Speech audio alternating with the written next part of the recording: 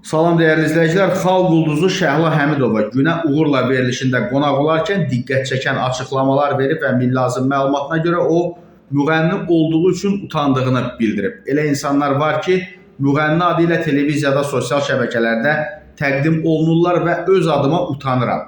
Açıq deyirlər ki, niyə özünü yığdırmırsan? Axı bu simanı, bu bədəni mənə Allah verib.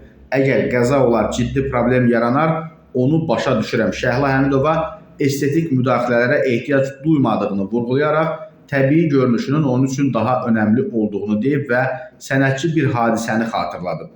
Yay idi, dəniz kənarında oturmuşduq, ürəyimdən keçdi, Gecələr adlı mahnını oxudum. Orada nə makyaj, nə xüsusi hazırlıq var idi.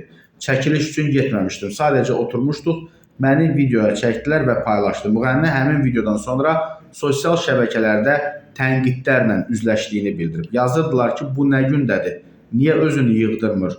Bu nə görünüşdür, nə rəngdir? Amma videonu anlayan, dəyər verən insanlar da çox idi. Onlara təşəkkür edirəm.